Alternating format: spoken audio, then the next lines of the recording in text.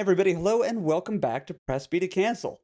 My name is Guy Prime, and we are here today with a very special guest, somebody you've heard talked about or mentioned on the podcast before, but it will be her first time joining us for an actual episode.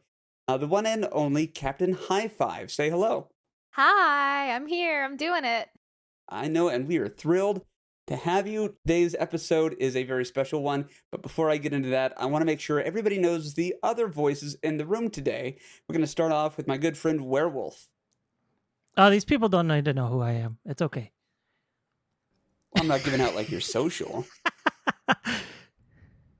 Jake, do you guys know what social security numbers are? Do you guys have those up in Canada? No, Also, Jake is here. No, in Canada, we don't have social insurance numbers. GP, up here, we have a large stone tablet in the capital, and all our names are chiseled there. And when it comes to tax time, we have to deliver our taxes in person and drop them off. Do you ride a horse? No, we just take a bunch of cats and tape them together.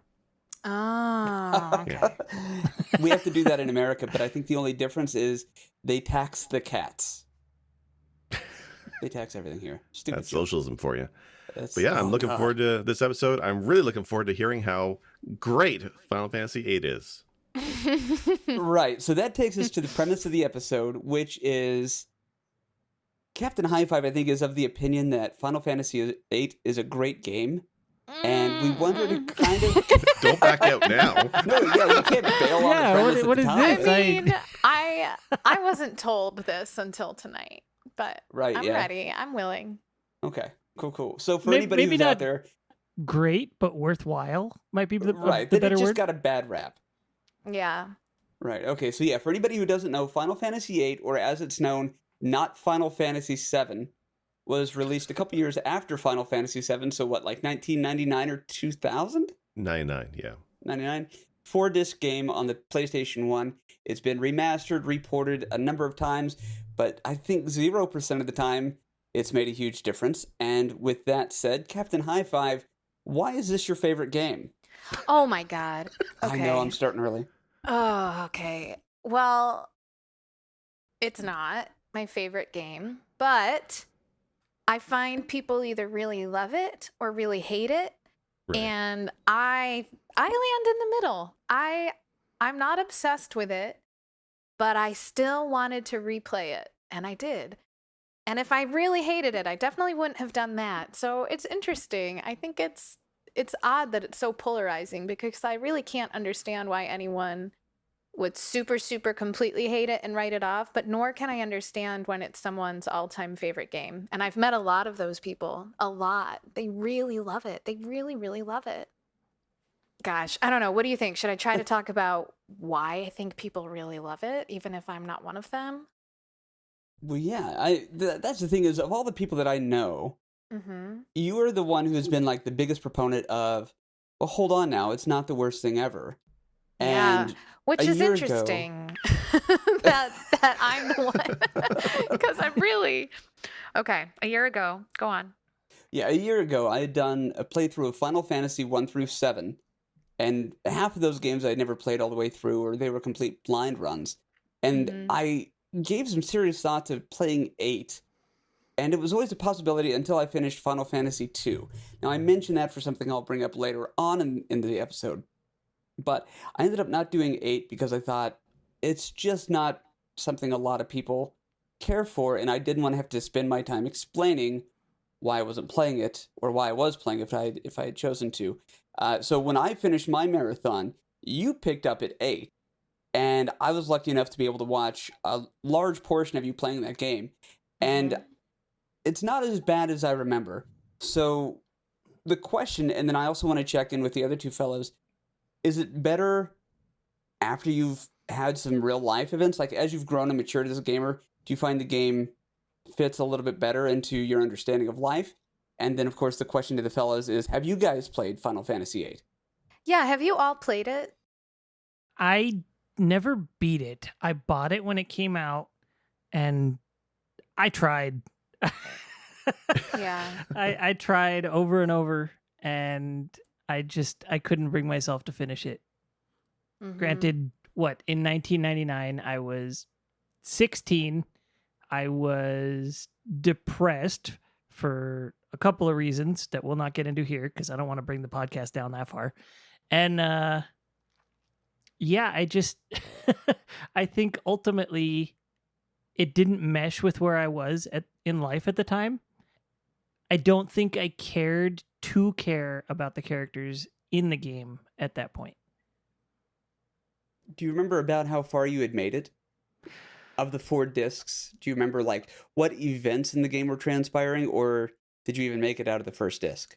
Oh, no, I made it out of the first disc. I got to at least... So there's 2 major things I remember happening. One was getting the airship. Oh, that's pretty late. That's pretty late in the game. And the other thing I remember... So I want to say the Lunatic Pandora is a point where I stopped playing. Like I was supposed to go there, or I was there and stopped.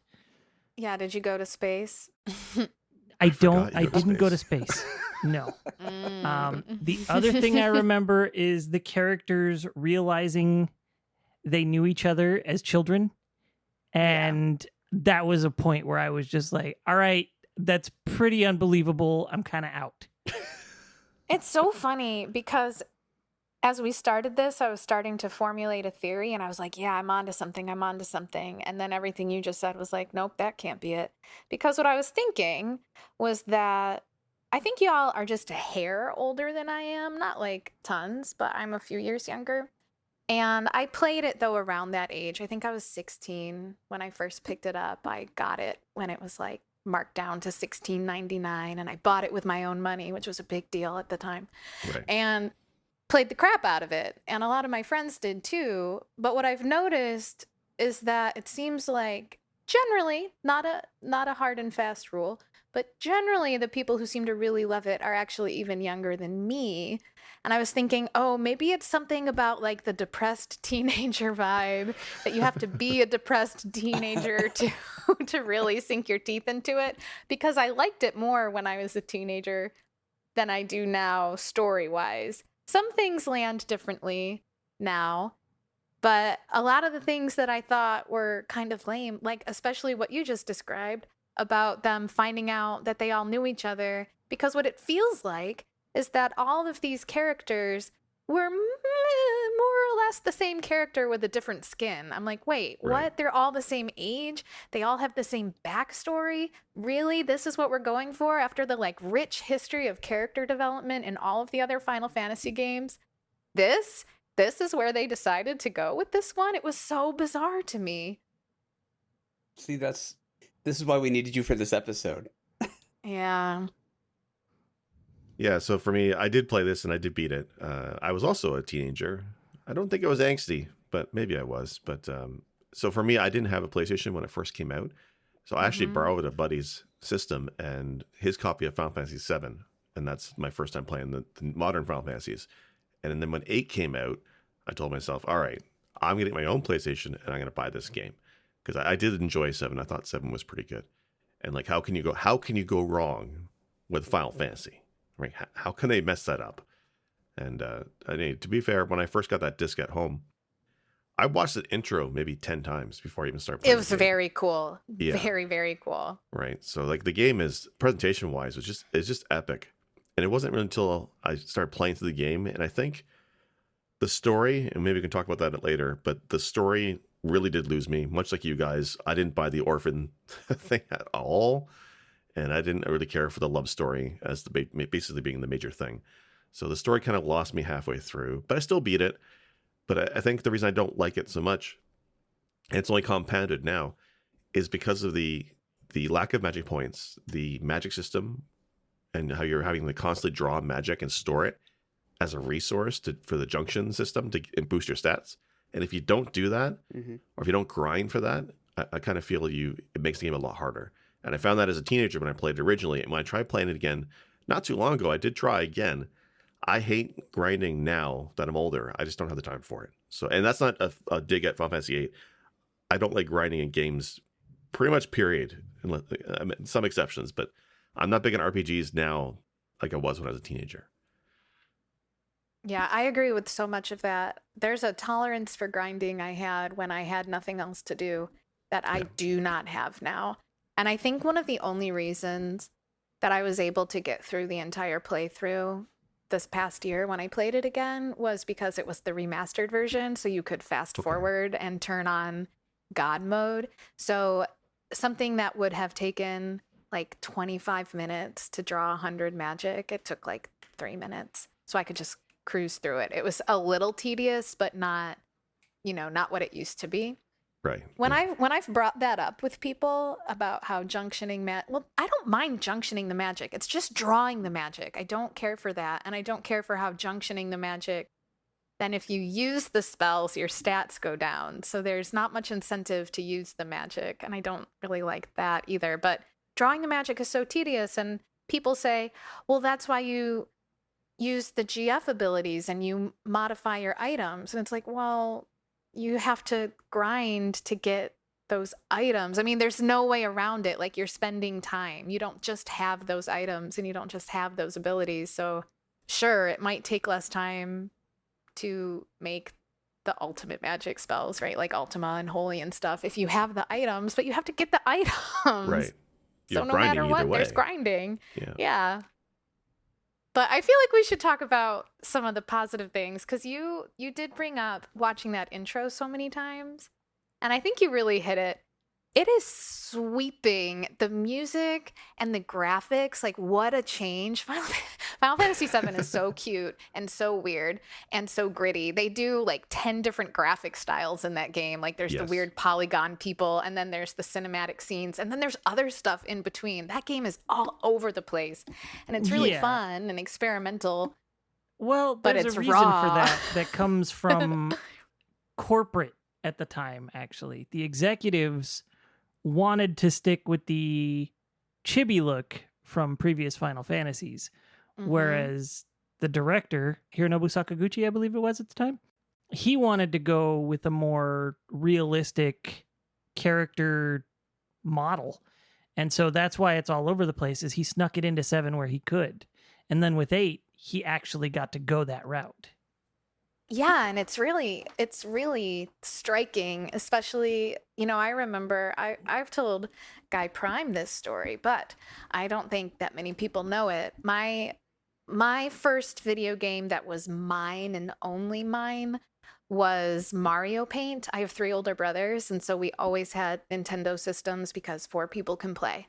Right. So when I got my own video game, it became like, okay, like, your sister is part of the decision-making committee here for games and gaming systems. And so the PlayStation was happening, and it was like, well, what are we doing? Are we going to trade in the Super Nintendo for a PlayStation? And my mom made a big deal of being like, you have to talk to your sister because she has games too. And they showed me a video of Final Fantasy VII, and I was like, yeah, get it. What? Yes, get that. And I was probably, I don't know, 8. Like, I was pretty young, but I was so struck. And so I think people were really hungry for these more realistic games and these better and better graphics. And Final Fantasy VIII at the time was really cool. It was really, really cool to look at. It was just like, what is this? It's so real. That's what you wanted. You wanted to be in those games. I mean, it doesn't look good now, but it did then. Yeah. Well, that was the thing. Like, there's that meme, right, with Squall's eyes, right? For PlayStation 1, it's very pixelated. But back then on a CRT, it looked good. There's no doubt about it. I mean, looking back at it now, yeah, it looks not so great. But back then, it was cutting edge. Totally. Right. The remaster looked pretty good, too, like, for what it is. That's the one that you played, though. Is that right? When I was watching you? Okay. Yeah, I was playing the remaster more recently. Right. Yeah, there's I remember the hype from, like, a number of people when that came out. It was definitely like a noticeable difference.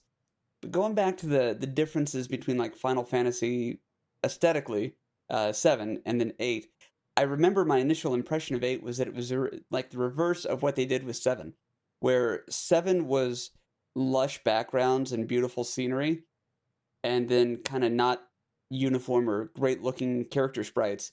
But then with 8, it was fully formed, good-looking character sprites and very blocky, pixelated backgrounds. Yeah, it's hard for me to remember since I just came off of the remaster, because I think that's something they addressed, So Oh, bit. yeah, So the absolutely, yeah. graphics, like the textures on the models, and the number of polygons is increased. But the thing with these games and remasters is people are expecting miracles. But the backgrounds in these games are all pre-rendered, and it's pre-rendered to a low resolution, and that's the same as it was in '99 as it is today with the remaster. There's nothing they can do there unless they want to completely make the game from the ground up, which they're not going to do. So when you look at the remaster, the models look great, and the special effects, the spells look a lot better. But the backgrounds are still pre-rendered, and you have to take it for what it is. They couldn't really improve that very much. So it is a little blurry when you look at today. But back then, I thought it looked pretty good compared to Final Fantasy VII myself. I mean, I think it was easier to navigate. There are things in Final Fantasy VII where I would be stuck in a room for like 2 hours because I didn't understand what I was looking at. But It's a lot more cluttered in Final Fantasy VII, Yeah. whereas 8 is a lot more sterile, more like totalitarian, right? Like it's the academies, the universities are very clean. You didn't have that in Final Fantasy VII. Yeah, well, you guys know yeah, if anything, it was a little repetitive sometimes. my story about being stuck in the Temple of Ancients clock room for 45 hours. So That's a true Let's ed stay game out of right that there. one. Oh my god, I destroyed the rest of the game eventually. But anyway, I wanted to touch on that point too, as far as the hype of 8. When I got a PlayStation, it was before 7 came out. I got Tobal, and part of the reason I got that game was because it came with the Final Fantasy VII demo. So I was excited to play that. And I played that demo quite a bit. The 8 demo, I believe it was a pack-in with Brave Fencer. I don't remember if it was Brave Fencer or Xenogears, but I want to say it was Brave It's Fencer. also magazines too. Well, I had the one that was a pack-in, and the reason I don't remember which one is because I've gotten rid of both of those games since. But I probably played the demo for 8 way more than I played the demo for 7.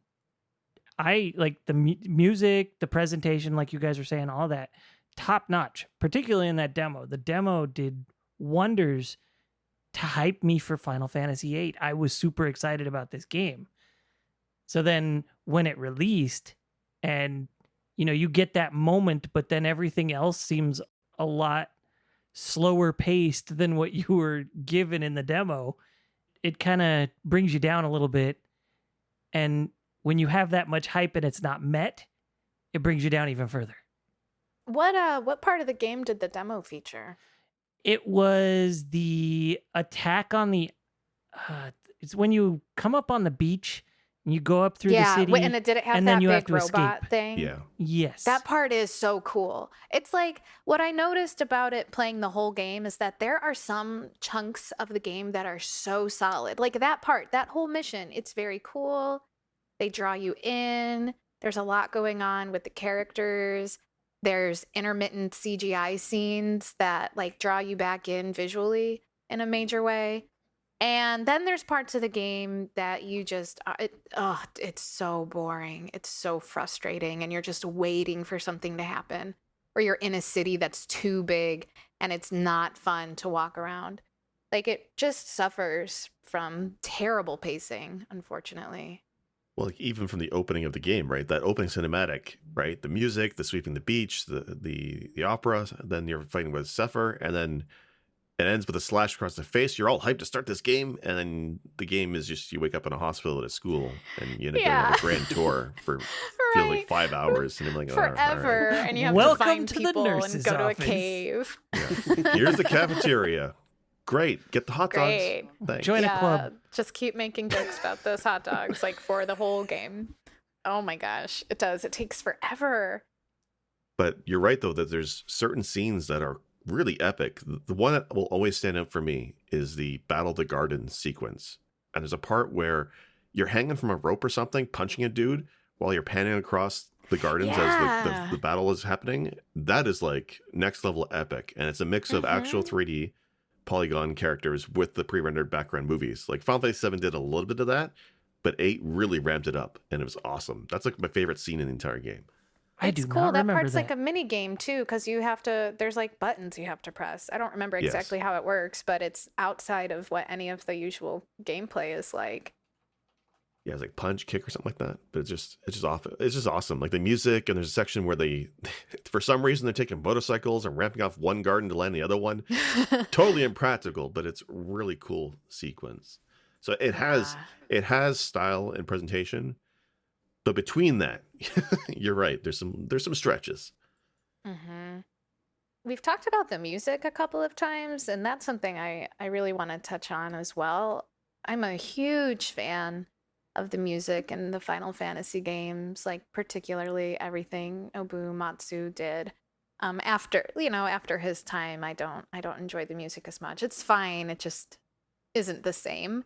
But something I've noticed is that Final Fantasy VIII, I feel like, is where he started to explore more with what it meant to have an overarching theme song. So, Eyes on Me is an okay song. Like, I like it, the pop song. Yeah. But what's so cool is that melody finds its way into so much of the music in really, sometimes really obvious ways. Sometimes it's really subtle, but there's so much more done to make it feel like a complete soundtrack telling one story that's the same. All of his music tells a story, and really beautiful things happen. But in that game, I think is when he started to really push what it meant to have a full narrative within the music. Because 9 is like that too. Final Fantasy 9 has the recurring theme, and it's also really impactful. A few years ago, gosh, like a long time ago now, I went to one of the Distant Worlds concerts, I think in Baltimore. Oh, I'm jealous. And it was they're so cool. If you can ever go to one, you should. I've been to like 3 of them. I really love this music. And I was kind of sick. I wasn't feeling great. It was like a road trip that sort of went bad, but I was really excited. And they played the song, it's called Love Grows, I think, from Final Fantasy VIII. And it's not, like, it has a lot of Eyes on Me in it, but it's not. It's not that song. There's no vocals. And it made me cry. And I was shocked because I was like, this is the song? Like, I'm here hearing all of this music, and this is the one that is, like, moving me. I just couldn't believe it because as I've made pretty clear, like, I don't feel super attached to this world, these characters, but that hit me. So I think something about the appeal is, again, like this packaged presentation, what it looks like, what it sounds like, what it feels like. It's just that the game isn't very good. Well, but yeah, if you have enough great stuff around, forgive me for saying this, but if you've got like a whole bunch of shrimp cocktail, and then you figure out the garnish in the middle is just like a turd or something you don't really care. It's kind of that way. Like, I'm here for the shrimp cocktail. I have to acknowledge the turd at the middle of this thing, but I'm going to keep going with the shrimp cocktail. Yeah. And not to be too crude with it, but I think that's kind of 8. It's definitely worth playing or eating all the shrimp cocktail, but at the end you look back and how often are you going to want to eat all that shrimp cocktail? Mm-hmm. Mm-hmm.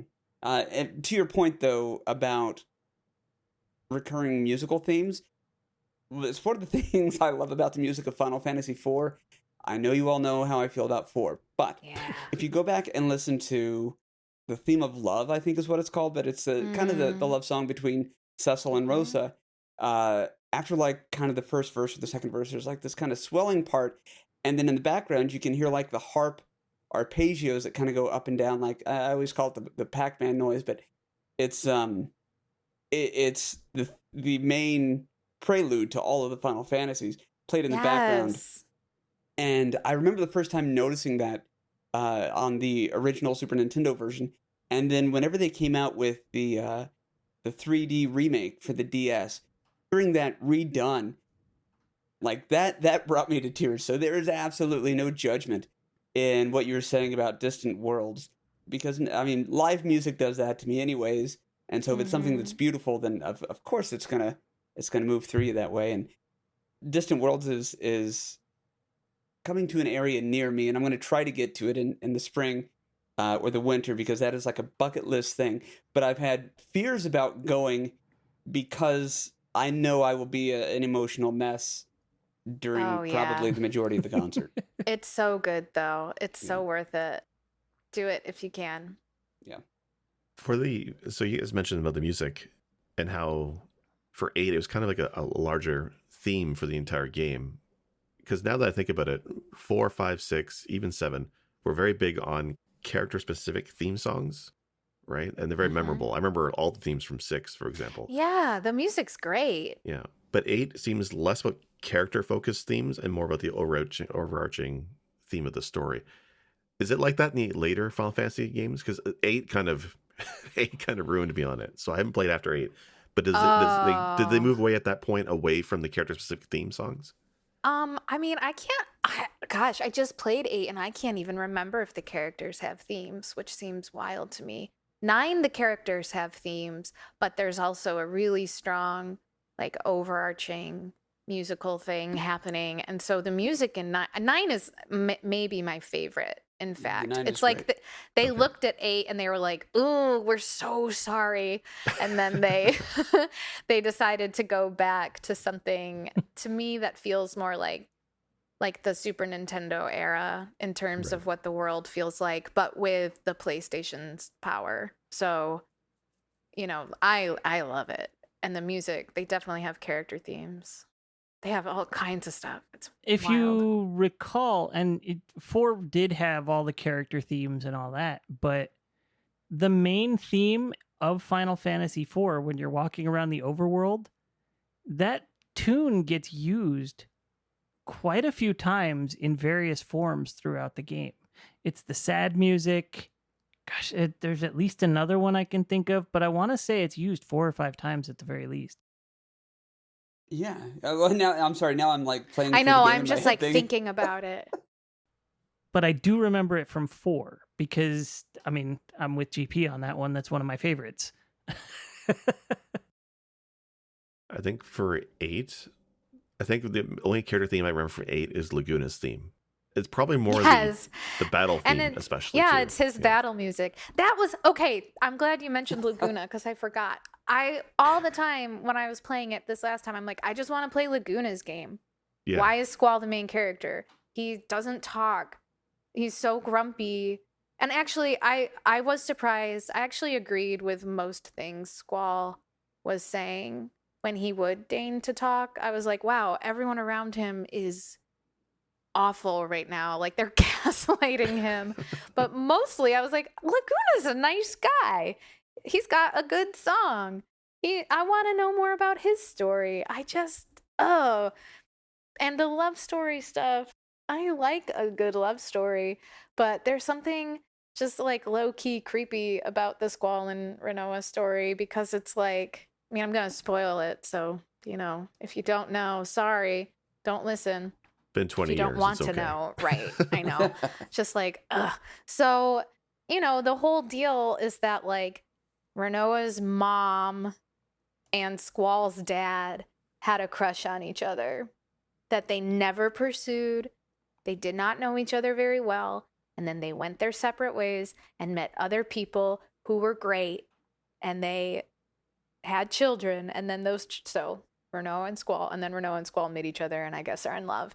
And it's just like, I don't know. You guys are almost more like brother and sister. It's weird. I don't care for it. But then there's more to that than just that. Like, the other major spoiler is not ever directly mentioned in the game, but it's been confirmed by people who worked on it at this point that at the end of disc 1, everything beyond that is Squall's fever dream while he's dying.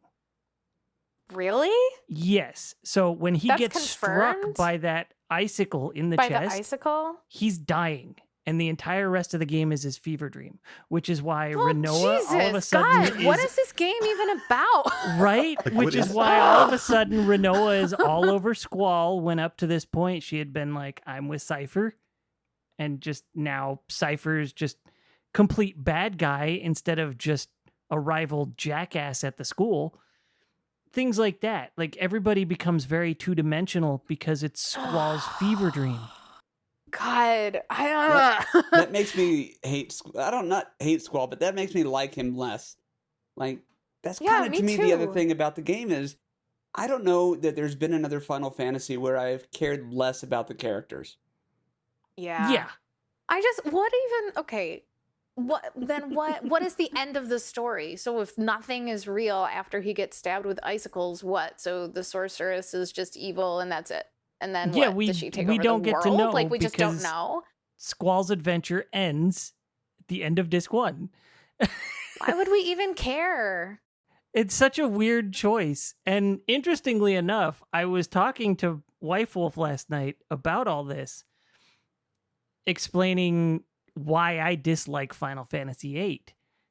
And when I was explaining it to her, all the reasons that make me dislike it, at least from a story point, not mechanically, of course, she was like, well, that makes me interested in it. I actually want to know about this game now. So you can be mad at the end when you realize the game ended 3 discs ago? Like, But it's also easier to say, like, I'm intrigued and I want to know more without saying, I just devoted 40 or 50 hours of my life only to have the rug pulled out. This is true. Right. Well, also the problem with that, like sure, it was a dream, okay, but like, then Squall's dream is terrible. Like, it makes sense for him to dream about getting a girlfriend or people just being who they are, but why would he dream about drawing magic? Like, what a terrible brain he has. I kind of hate him for it. Like, wouldn't you just dream you were more powerful or whatever? Like, this is his wildest dream. Ugh. He's truly an angsty teenager student, and he's just dreaming about his art, man. It's all about the art. Nobody understands him.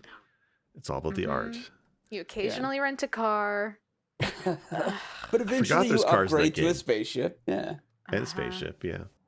Well, and you hate that. You hate when things are gimmicky, like he was dead the whole time, or, the character was a dog. Who the hell does that? Like, it's stupid.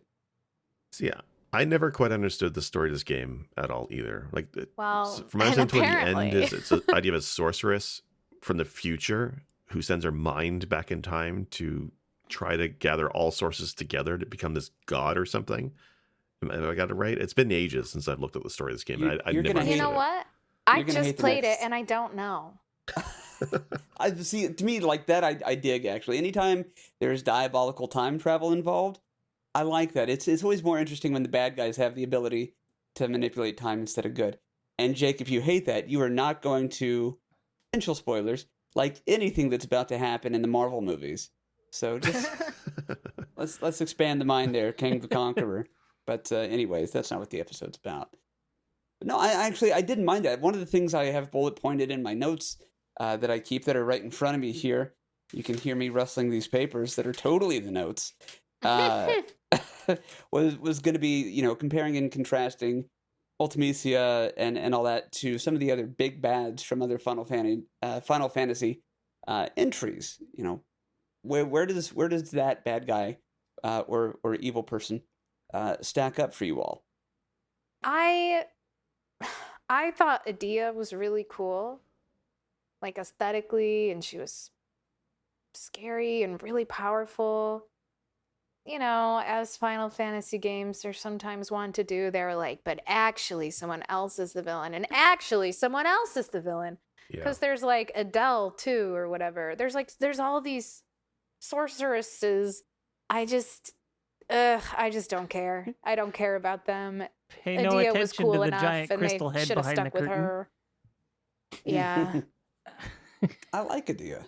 And that's not just because I took a quiz about which Final Fantasy VIII character I am, and that's who it was. Mm-hmm. She's cool. But then they go a different direction with her. So. Well, but they also, again, comparing and contrasting to, let's say 7, Sephiroth was basically just like the original, but I was going to say dark copy of what the protagonist was supposed to be. I don't like the trope of the big bad being the dark version of the hero. And I think with, Adia, we don't have to worry about that quite so much. And I appreciated that for what that's worth. Yeah, I just wish they had stuck with her. I think something I really like about 7 and 6, and I can't remember the other ones well enough right now, but having a consistent bad guy, even though like there may be other forces of evil that come in and out of it and other things to worry about, you kind of know who you're battling the whole time. Right. Like, she's no Kefka, right? Because Kefka is going to be got to be one of the all-time greatest villains, not just Final Fantasy, but period, right? Put it in a bracket, Jake, then we'll talk. Well, if you insist. But so Kefka is great, but then so she's not as good as Kefka, but I think she's far better than what's his name, Sephiroth. I think Sephiroth is a very lame villain. I'd never cared for his character at all. But I also don't like Cloud, to be fair. But so she's better than him for sure. Yeah, I'm with you about Cloud because I've never been big into the reluctant, angsty hero, like the emo hero. But then they brought out Squall, and I feel like they said, nobody can be worse than Cloud. And then they're like, hold my beer. Here's. You thought that was emo. Yeah, this one has a fur jacket. Come on now. But Gunblade's really, really dope. Right? He's got a wallet chain. At that point, like you said, it's just he's really into his art. And I like it. He's got a great weapon, though. I give him that. Yeah. The Gunblade, I think, is one of the favorite things I have in this game is a Gunblade. And I'm so glad they brought that idea to Final Fantasy XIV, the MMO. They have a class that uses that now. So I like the idea of the weapon. As impractical as strapping a handgun is to a sword, the idea is cool.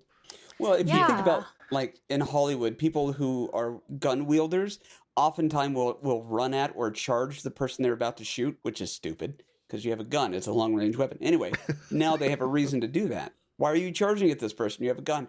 Well, it's also a sword. That honest to God, like that's my take on why they put a gun in a sword. It's goofy, but it seems very Final Fantasy, so I don't mind it. But I did not like the system for weapons in general in Final Fantasy VIII. Like, you had to find magazines and have very specific items to upgrade your weapons. And it also just didn't even make a difference, hardly. Your stats barely changed. There was no reason to do it. You unlocked the limit breaks, I think, with it, right? For some of them, I think. But they didn't all have that system. Like, Irvine, you just had to have the right ammo. And so his limit breaks were as good as your stock. Okay. But I think maybe Zell. I think Zell's limit break was weapon dependent. Renoa's wasn't. Selfie's wasn't. Quistis wasn't. No, so not really. Okay. Yeah, I didn't care for it either. Actually, so you played the remaster. So the one thing I was reading about reviews of the remaster, and so I didn't realize about the original PlayStation game, because of the power it was using on that system, it ran at 30 frames on the overworld map. Combat was only 15 frames per second. It was really bad on PlayStation. Oh, wow. But the way people didn't notice, though, is because of the way the PlayStation was designed. Combat was 15 frames per second, but the UI on top of combat for the menus and battle system, that ran at a smooth 60. So that's why you maybe not have noticed as much, and more of it is like a graphical style. All it really was because it was sluggish. But anyway, so 60 frames on PS1 for the battle UI, 15 in combat. On the port or the remaster, they based it on the PC version, and they did it kind of screwed up. Whether they couldn't do it because they lost a code, which is what I heard, or they just did it wrong. But it's 30 on the overworld, it's 16 in combat, but then the UI is tied to the frame rate. It's stuck. So the UI in the remaster edition is 16 frames per second, is what I was reading, and a lot of people are complaining about that because in the limit break system, Squalls, it's like there's like the lines you have to hit the button when it's between two lines. It's like a specific timing thing. Which on the PlayStation version is very smooth and easy to do, but apparently people were complaining the remaster was a little bit sluggish than that. So that's kind of neat. Neat and bad for the remaster. Right? It's interesting, but it's not doing anyone any good. Oh my gosh. Okay, another thing I think is good is the card game. The card game's really, really fun. Wait. Hands down. No. I've talked about this in the past. I preferred Tetramaster. You're a monster. I don't understand. I don't understand why people prefer Triple Triad. I feel like Tetramaster is so much more intuitive, so much more fun, more challenging. Wow. And fortunately, I was backed on this a while back. Seneca Gaming has this same stance. And I was like, finally, somebody, so I don't feel like a complete outcast.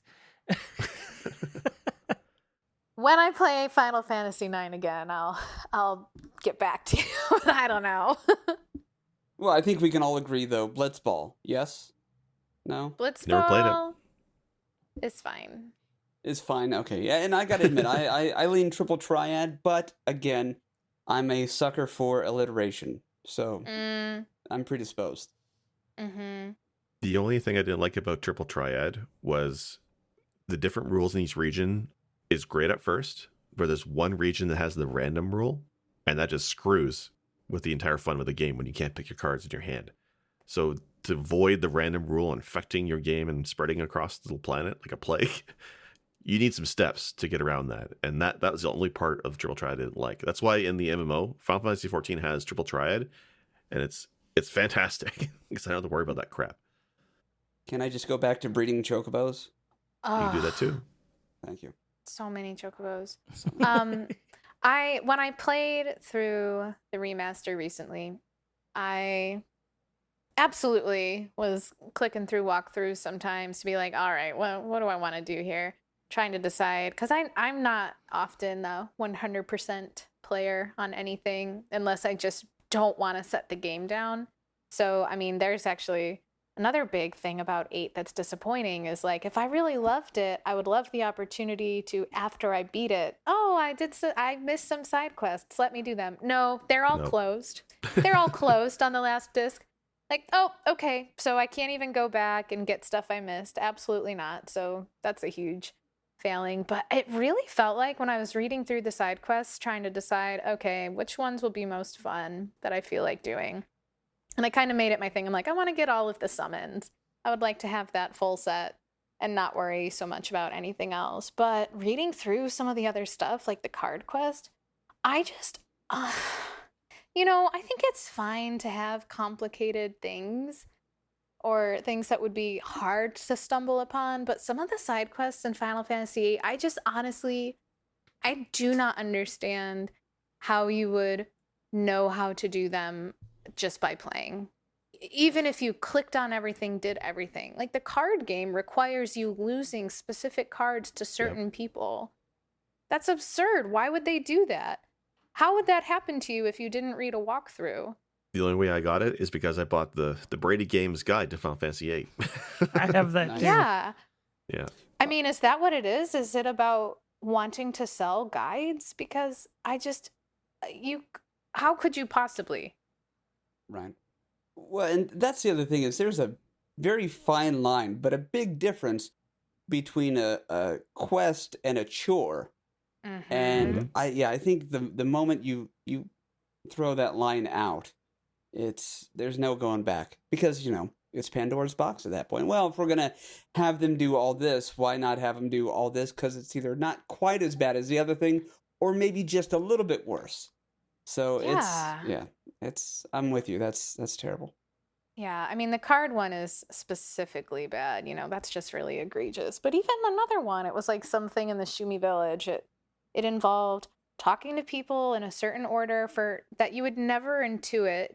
You would just have to talk to everyone between every line of dialogue to make it happen accidentally. And then going to another town and talking to someone who just has nothing to do with it. I mean, it's not even like, oh, I remember that guy. It's just like, no, and then you just have to go talk to him and then go back to the other town. I mean, it made no sense. Right. You would never do this. This would never happen. One of the things with Final Fantasy that I guess sometimes people don't realize is there's no quest log, right? Not like modern RPGs where there's quest logs and side quests are tracked and tell you hints of where you left off. There's none of that in the Final Fantasy games. You really are. Mm-hmm. It's obscure in what you need to do sometimes. Even quest the main log, quest, of course, I got being lost. The quest log being the famous drummer for the Roots. Yes, notable listener, press B, quest log. Right, of course. Quest log. Yeah, very good. Jimmy Squall, head in that talk show. So you had mentioned, and then we kind of moved on from it, but I want to go back and heap some praises onto the design and execution of the summons in this game. One thing I do love actually about 8 is the way that you find them, the way that you play them, all of that kind of stuff, the way that you build them. It was probably a mistake to give us the ability to name them, But I think of Ifrit. I think is I'm not going to tell you what the standard name in this household is for when we get Ifrit, but I don't know. They just look so beautiful, and I love how grand they are, which I think is a trend that started with 7, but I think 8, in a lot of respects, did it even better. What do you guys think? I will say I looked at a few of the summons because the only thing I remember is the keep you busy button. Because when you summon a guardian, you can smash a button to increase the power. Right. And the one you did a lot with was Eden, which is the big. It's like this UFO thing surrounded by TV screens, and then all of a sudden, the solar system itself emits a beam of energy and just plows into the planet below. And how anything survives, I don't know. But that damn thing is 70 seconds long. It's insanely, stupidly long. And I think it's cool, yeah. But I never want to do that summon more than once a fight. It just seems like a waste of time. Although if with the speed up, the 3 times speed ability on the remaster, might make that a little bit more tolerable, I think. Right. How did we not realize this was a fever dream? Going off of that, actually, yes. And, it's Knights of the Round also when trying to beat Emerald Weapon. You don't want to spam it because it makes everything you're doing not near as fun. But, yeah, Eden was good. Yeah, I mean, I like the summons, in general. The art, the way they organize the menu with the, narrow portraits is cool. It's, aesthetically interesting. And then Carbuncle's really cute. I like that. But I don't love their justification that we talked about before of they inhabit your brain and you forget your childhood. And okay. Oh, is that why they don't remember that they're all orphans? Yes. Yeah. That's so stupid. That's why I know. That's why Irvine remembers, because he hadn't gotten a GF yet.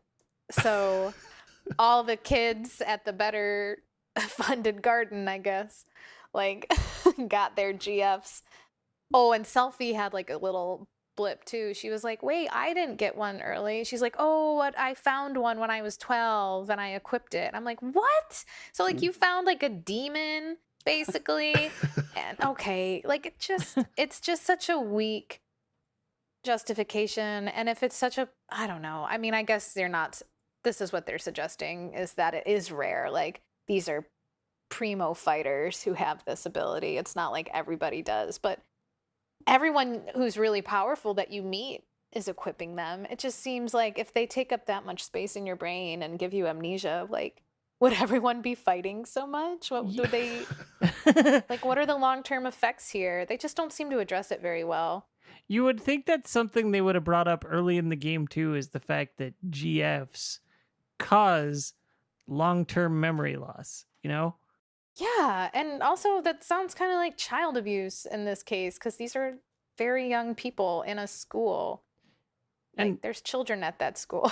Had they incorporated that into something in the story, when the kids are in school early in the game or something, to let yeah, this is a thing that can happen, I think at that point, I wouldn't have just thrown my hands up in the air and felt like I'm done with these characters entirely.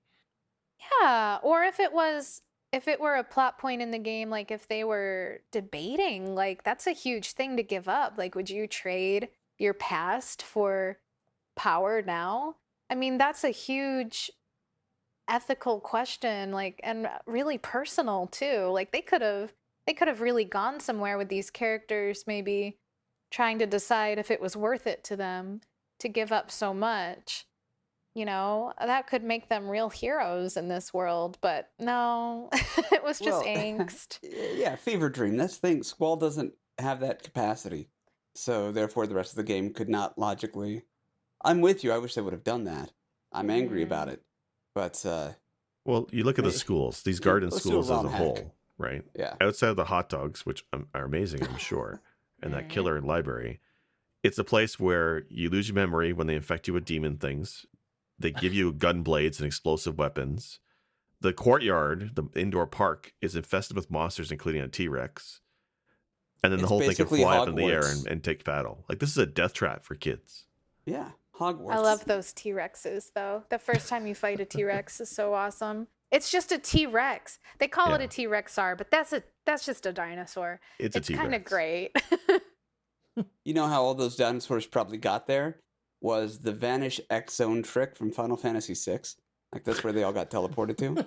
That's why there's These so many. monsters just keep showing up in the garden courtyard. I don't know what's going on. What are these? Yeah, this is... Now I'm thinking of the... that meme, that anime, and the guy looking at a butterfly and saying, is this, fill in the blank? You need to put a T-Rexar in there. You're like, is this training? Is this a childhood? No. So, okay, it sounds like we've kind of gone from, now hear me out, Final Fantasy VIII is a great game, to, you know what? No, it's not.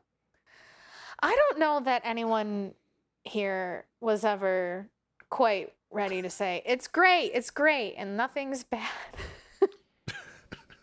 I kind of, okay, so, again, to bring it full circle, as I like to do, I had talked about very briefly at the top of the episode Final Fantasy II.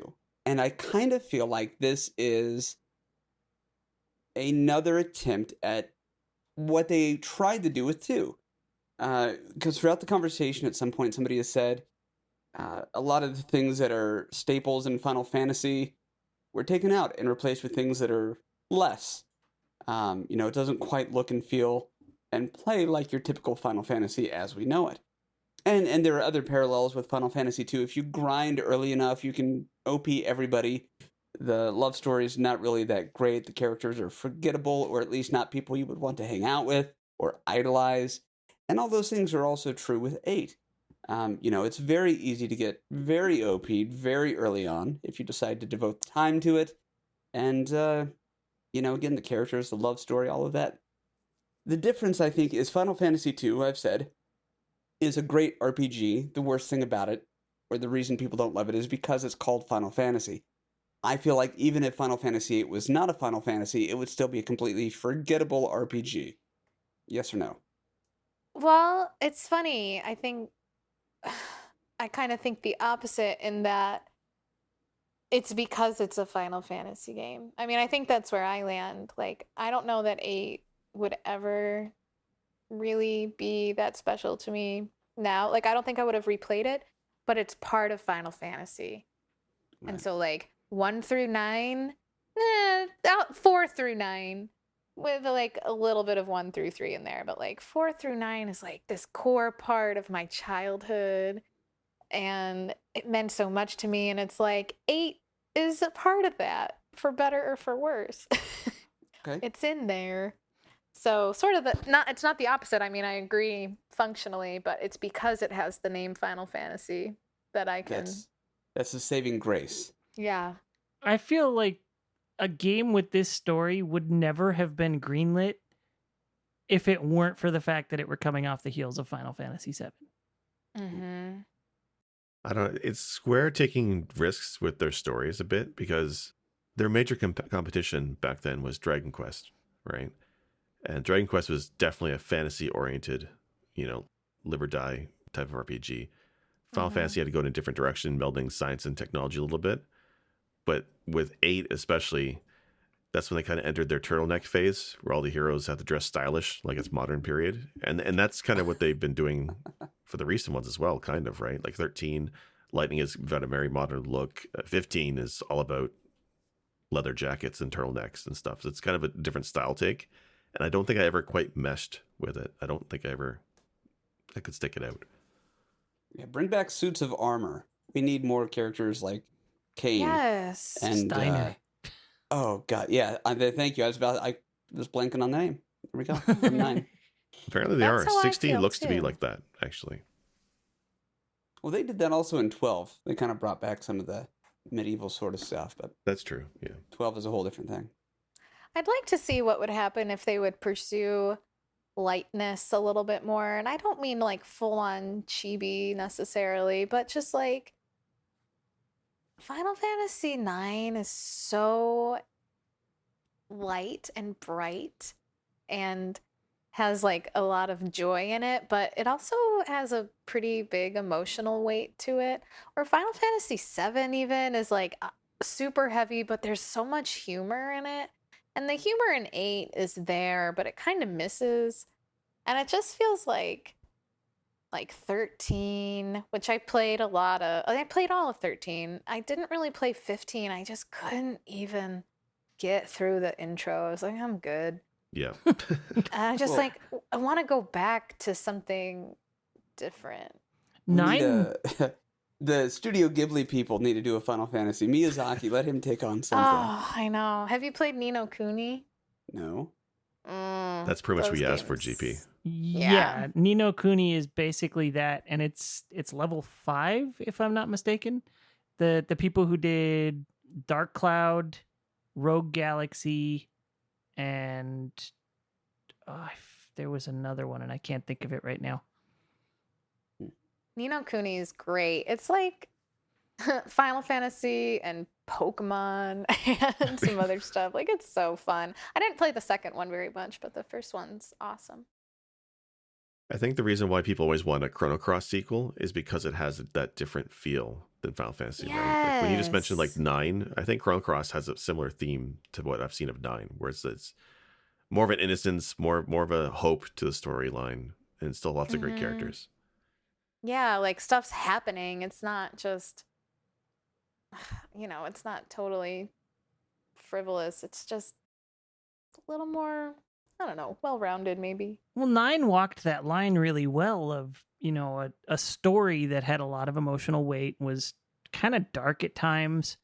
It made the circumstances feel hopeless, but then it wrote the characters in such a way that you could see them trying to go on, trying to be happy, trying to experience some level of joy and share it with their friends. Try to keep hope alive. And some of it was as simple as my favorite moment in 9 is probably that moment with Zidane and Vivi on the bridge, where he teaches him how to urinate off the bridge. Yeah, it's there's like all these little sound effects, or like tinkle, tinkle, tinkle, tinkle, like it writes them in the text. Yeah, they're in the middle of this big, fantastic adventure. And Zidane is like, look at this. Have you ever done this? This is kind of fun. It's something so simple and so stupid, but it brings a bit of humor, but it's also Zidane trying to bring joy to Vivi, whereas Vivi is a very down character in a lot of his circumstances. His whole deal is like so tragic. I feel like he's one of the best characters in the franchise. And that's I got a little doll of him behind me. That's one of the sad things about 8 is even my favorite character from 8, Irvine, doesn't hold a candle to just about any other character I can think of from the Final Fantasy franchise outside of 8. Yes, Irvine is also my favorite, and he's barely a character. Yeah, so... While we're talking about funny things that are charming, how do you feel about memeable forced laughter in the middle of a game? Because Final Fantasy X might be something you need to look at. Here, I was thinking you were talking about the laugh tracks in Mystical Ninja 64. Oh. No, I need to go back. That was one of my... Sorry, never mind. That's on my list of things I need to play. Mystical Ninja. Because in that case, I loved it. But... Yeah. I've explained before about that moment in 10. I defend it. I don't think it was as bad as everybody says, but that's because the context of how it came about makes sense. Sure. Yeah, I'm not going to hate on it. It's something we can all say we remembered at least. And between that and the heavy metal track from 10, I mean, mistakes were made. So, 8. We keep going off on tangents about how great the other games are that I keep thinking. Yeah. Do I want to bring everybody down and be like, hey, we're talking about 8? The 8 has a few redeeming qualities and moments. The problem is they're peppered into a mostly unimpressive game. And I feel like most of the best moments from 8 were non-playable moments anyways. Whether it was, well, the CG and the music. I think if you were going to make a list of all the aspects of 8, I got to put the OST up there as probably the best part. Absolutely. The music is very up there. Yeah, and I'm looking at some of the like promotional art for it right now and the concept art, and it's so cool, right? It's like just the kind of thing you'd want to have on your early internet era computers where you're like, I'm gonna look at fan websites. Like, I get why it has a place for when it was made, because there's this really striking appeal. I mean, I remember doing that, like looking at websites that people made about this game that they loved because it was so pretty. And the art is cool. It's really cool. There's stuff I'm looking at right now. Like, I would encourage everyone to just like look some of this up. That like, I don't even think these are scenes that really happen in the game. They just did some cool art for it. So, it draws you in and you're like, oh, okay. I mean, fun. I don't want a feathered collar, but I am thinking about wearing 2 belts that don't really hold up my pants. Yeah. Maybe that's why it's a wallet chain, just to keep the belts up. Yeah. That's great. So yeah, this is not a timeless game, is what I'm hearing you say. It's more, well, like you said, I understand it for that moment in history and all that, but it is not. It's not that it didn't even age well. It's just it's not timeless. It's not. Yeah, it's more like, rather than timeless, it's a part of history. Or that can just kind of stay there. But we can all acknowledge that it's there. Like you said, for better or worse, it was something that happened that we were all into. Yeah. Yeah. Like Jinkos. Right? You guys wore Jinkos too, right? Please? I don't know what that means. They didn't have those. You don't know what Jinkos are? No. Yeah, I didn't Jinkos know were about giant them. baggy jeans. Oh, Yeah. I You mean, could fit- people had those. You could fit For an entire sure. 2-liter bottle in the back pocket. It was Yeah, awesome. I can picture them. I don't think I realized they had a name. Some people called them the JNCO, type of Jinko. jeans pipes because they were just such big tubes around your legs. Okay. Well, I may have revealed too much about me in the 90s today. And that's Anyone could have okay. guessed that. I just didn't know Really? they were called that. Yeah, Yeah. and probably some frosted tips, right? Okay, no, hold on. Before Yeah. before you say something to hurt somebody, my senior pictures are lit. It's not hurtful if it's true. That's true. Hey, what can I say? Justin Timberlake stole it from me. That's all I'm saying. Yeah, we That's can't not judge true. anybody for how they dressed in the 90s. That's just not fair to anybody. Yeah. Thank you. Jake gets it. But I did have the frosted tips, and they look good. So with that said, I wanted to say thank you, Captain High Five, for, I guess, quote Helping us unquote, try to redeem defending this game. Final Fantasy VIII. But I love if as we go back and listen to the episode, there's going to be that moment where we were all Hopeful. present to watch the veil be pulled out from Captain High Five regarding the, as it was called, fever dream of Squall. Like that was special. I think that was the turning point in the episode where she went from maybe it's okay to, you know what? No. I'm They mad crossed about the it. line. I'm Yeah, mad. I'm mad about that. I don't want to feel betrayed by things that I like So and definitely don't love anymore. here's where I'm at with 8. I do want to go back and play it now knowing that it is a fever dream. Because it's, like I said, I haven't played this since 99, maybe 2000, something like that. And this game, I fell asleep in battles and woke up to game over screens with Final Fantasy VIII. Oh my gosh, wait, me too. More I than remember once. falling asleep playing it after school because I just couldn't walk through this city anymore. And I woke up and I was like, what the hell? I was playing okay.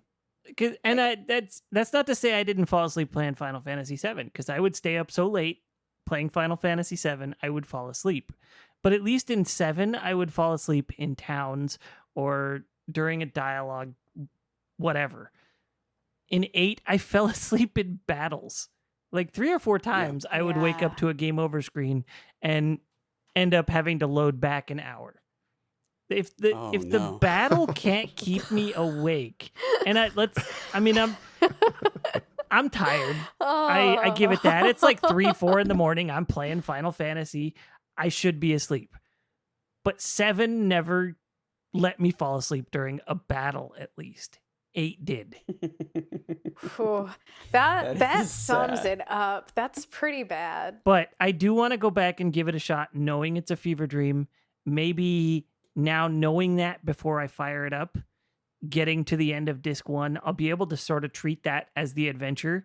And then the rest of the game treat as Squall while his mind crumbles apart at the end of his life. I don't know. You'll have to let me know how that goes because the game is pretty fresh for me and it's just making me mad. Yeah. I'll watch it, but I have to ask you, because you referenced specifically disc 1, will you be playing the discs or will you be playing the remaster? I'll probably go back and play it on my PlayStation. I Wow. have 2 copies of the damn thing on PlayStation. Wow. That's bold because it's going to take you forever. Yeah. If you draw magic. I'm impressed. Like even today when I play like an RPG, like GP, you know this well, and I do the same thing you do. If I'm going to play these RPGs on the SNES on an emulator, I'm fast forwarding through a lot of that crap. Yep. And it's not, it's like what CaptHighFive was saying. It's not that I don't enjoy grinding, but I got stuff to do. I got shit I got to get to. I don't mind putting in the work, but let me fast forward through the work while I'm doing it. Yeah. Still counts. Still counts. Okay. Yeah. Yeah. Okay, so I think that's a yeah from everybody. So if you had to rate the game, I don't even want to, like out of 10.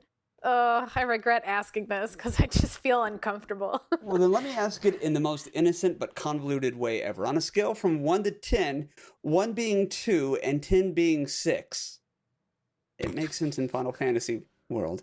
Where would you rank Final Fantasy VIII? 5. I'd put it below 5. I mean, It's like giving a review to an employee who's a nice person, but isn't doing their job. And you're like, Right. I don't want to hurt your feelings. You just suck. It's the horrible customer service person who is constantly on time for their shift, and that's the only good thing. Squall, Right? Yeah. Squall, we need to talk to your manager about your performance. You're Ooh, too grumpy with the customers. Yeah. Is your Squall manager- a Karen? I feel like Mm, just No, less Quistis brash. is the Karen, I No. think. Quistis. No, I love Quistis. No, I like her Quistis too, but is- she's definitely the one who Quistis is a complains all the time. badass. Quistis is a teacher that hit on a student. Also Let's creepy. not forget what that really was. It's very, very weird. Yeah. She takes him to mandatory training at like midnight to be like, I want to tell you something. That's not cool. No, That's why I think getting older made the game harder. So that's why it's so popular with the high school kids. Yeah, The like that, unrequited, yeah. you're like, ooh, yeah, teenagers. This could totally happen. Yeah, totally. And then playing it now, you're like, oh no. Oh, dude, stop. Stop. But now I like Final Fantasy 2 more than Final Fantasy 8. Now that that's the frame of it. I might need to replay Final Fantasy 2. Well, okay, well, if you do, let me know. Because Yeah. I only played through it that one time, and it you know, it exists. It's a thing that Yeah. happened. I played through it once and I can't remember anything about it. Yeah, there's bullet points, but not much more. Yeah. Well, I want to say thank you so very much, CaptHighFive, for fitting us into your schedule and being a part of this. We hope that we'll get to have you back again sometime soon. Oh my gosh, And- yes. Thank you so much. Thanks for waiting. I know we've been trying to do this for a long time. So I was so happy to be here. This was really fun. Good. I'm glad you enjoyed it. And any final thoughts from the other two gentlemen, Sick Jake and Werewolf? I'll try and be polite, but no, is it a bad game? Probably, yeah. But no, you know what it is though? For me, it comes down to graphics, gameplay, story, right? This really only hits on the one for me, and that's the graphics, right? The presentation, the style is there, but the story, it's just all over the place. It's a mess, and the gameplay with the junctions and the draw magic, This game's a total mess for me, and I think it's more. It's not them, it's me. It's a me problem with modern Final Fantasies, I think, where sometimes they try different things and it doesn't pan out. And 8 was just so bad. It really derailed me off of RPGs on the PlayStation for quite a while. So this would be like a 2 out of 10 for me. There's so many other games I'd rather play. Chrono Cross, Wild Arms, Landstalker, or whatever the hell it was. There's so many games I'd rather play than this trash. But anyway. You just broke up with a Final Fantasy game. That whole it's not you, it's me. Wow. I'm impressed. Just not my GF, GP. That's every night before I go to bed. One of my rituals is to say, "What did I learn today?" And that's what I learned: is that Sick Jake can break up with video games, and I'm impressed. And I'm about to follow that up with me and Final Fantasy VIII can still be friends though, because there's 2 points. One, Final Fantasy VIII is better than 13, and I know that's a low bar. But I'm saying it's way better than 13 because for all the things 8 gets wrong, 13 I felt like got a lot worse wrong, you know? And I know that's barely English, but that's what talking about 8 and 13 does to me. And then well, it's the localization. 8 also accomplished one thing. It actually did it met my rule. 2 hours in, if I'm interested, I'll keep playing. And 8 does that. In the first 2 hours, it pulls me in and it makes me want to know what's going to happen. And that's just my hard rule for RPGs in general. If I'm going to put that many hours into a game, it has to pull me in early. And 8 at least does that. And 2 hours, I think, is a generous window. Like, in a good way. I mean that, like, you're giving it a fair shot. Yeah, well, I came up with that rule playing Star Ocean Till the End of Time on the PS2. I don't remember if it's 3 or 4, because I loved Star Ocean 2 on the PlayStation. So I was like, hey, another Star Ocean, I'll play it. And I played it. I gave that game 3 hours, and I just didn't care about anything. So that was the end of that one for me. And that's when I was like, all right, that's what developed my rule. If I can't get into it in 2 hours, I'm done. It's a good rule. I like it. I always have. And it makes me think about how many games I probably should have not played because of that 2 hour rule. So I'm kind of the opposite. It's not a rule, but it's like, well, I've already sunk 2 hours in. Might as well do another 18 because I don't learn. But that's good. And then final thoughts from you, CaptHighFive? Well, I played Final Fantasy VIII probably in the early 2000s.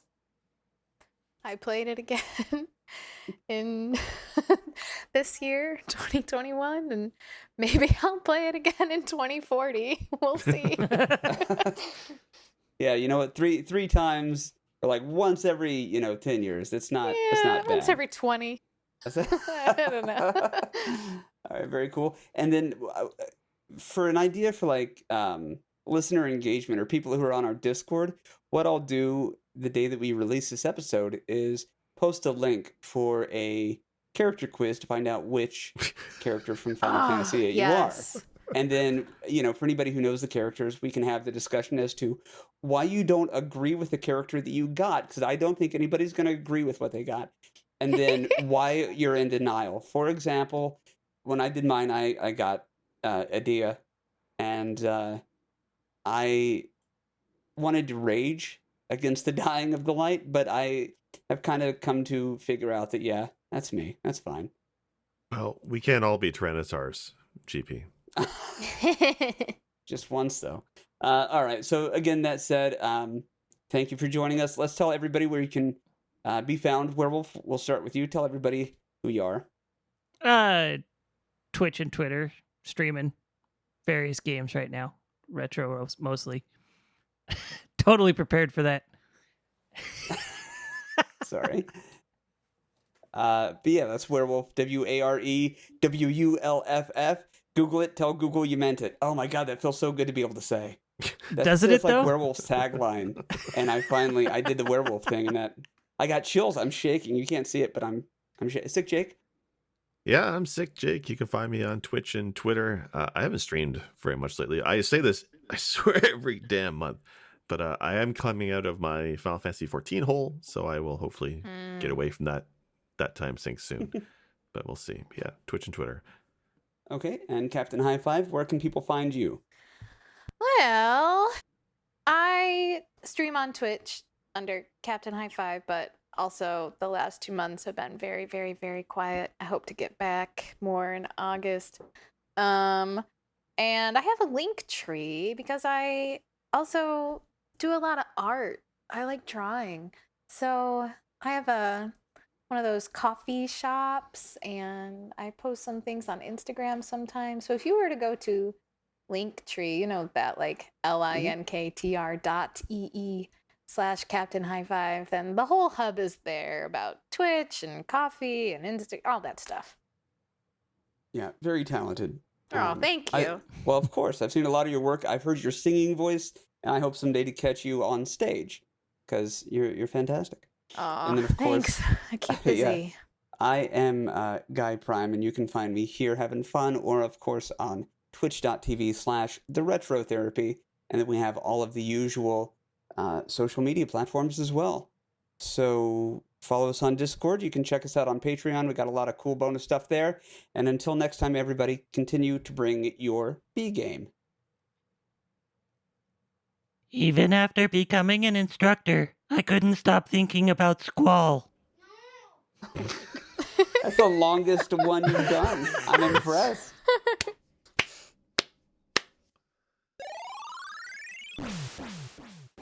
Special thanks to Arthur the Ancient on SoundCloud for our podcast theme. Listen to more episodes on our website, pressbtocancel.com.